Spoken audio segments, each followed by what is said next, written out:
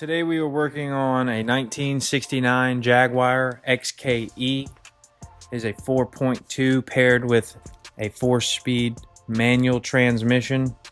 Today we're going to be performing an oil change. We're going to be greasing some of the suspension. And we're just going to do a walk around of the vehicle and show you guys some of the cool features that this thing offers. This particular vehicle was restored a few years ago. But from the factory, it does come with 246 to 265 horsepower. It comes with 263 foot-pounds of torque. It has a 96-inch wheelbase, and it is a rear-wheel drive vehicle.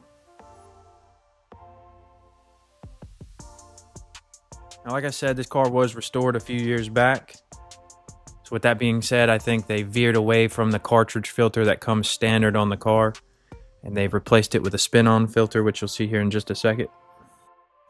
This vehicle does reside down south and is garage kept. The owner does drive the vehicle a few times a month, so it does get utilized.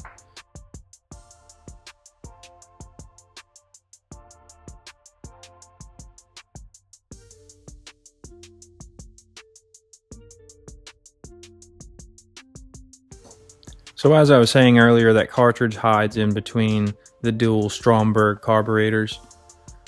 Those carburetors lead into the dual overhead cam. Here we're just going to lube up that ring before spinning that filter back on. That's a key point. It's important to remember. And it just goes hand tight.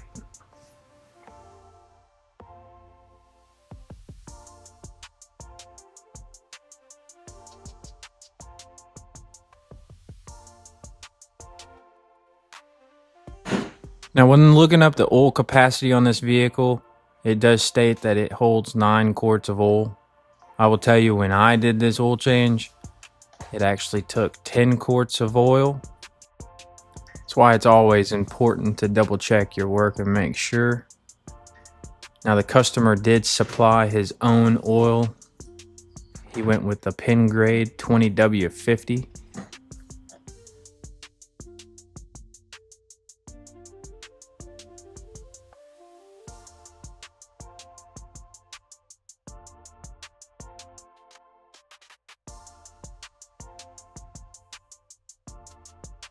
After filling her up with oil, we're going to move into greasing the suspension points.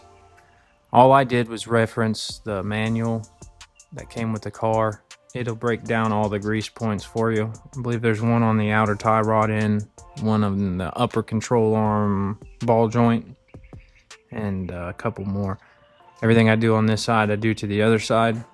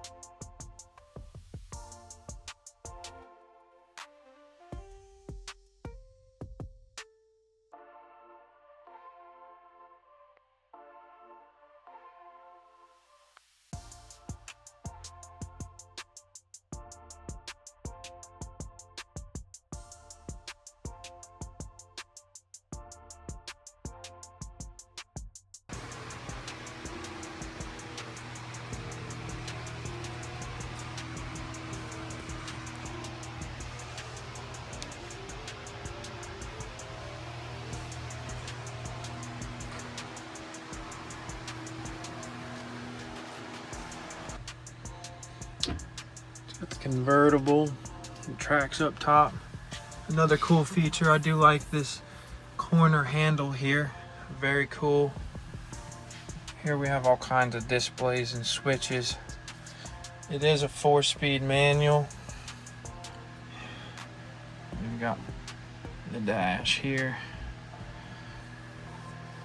really limited space. Got the back here.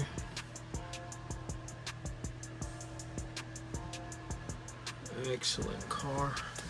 And what we'll try to do is get out of here gently.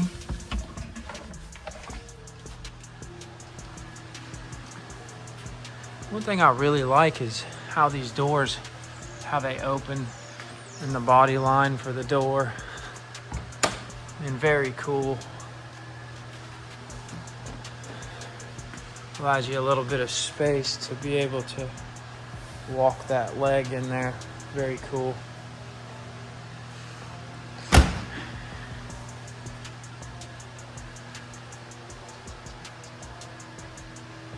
Beautiful. Appreciate this massive hood.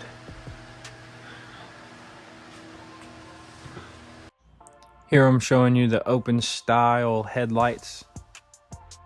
This car was originally painted a canary yellow, but during the restoration process it was repainted. These cars do come in a soft top and a hard top variation. In 1969 they came out with a Series 2, which they upgraded the brakes and added electric fans for better cooling, along with a couple other small features. Here you get a really good look at that inline 6. You can see those electric fans peeking up out there at the radiator. These things can range in price. On the lower end you'll see them for about $40,000, and then the upper end, fully restored, great condition, they can range to $150,000.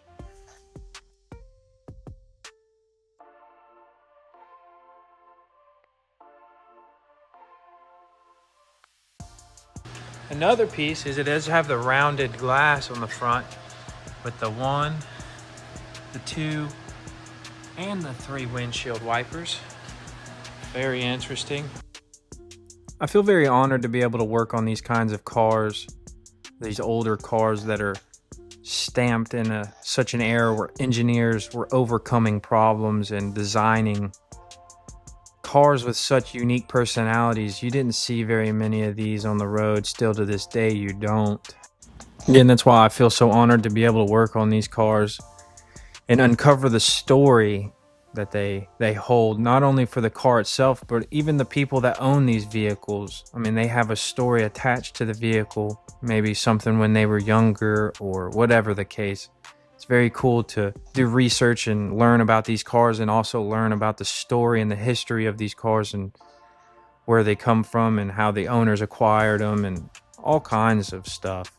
So that'll be the end of this video. We're going to do one last walk around and show the appreciation of the car one last time.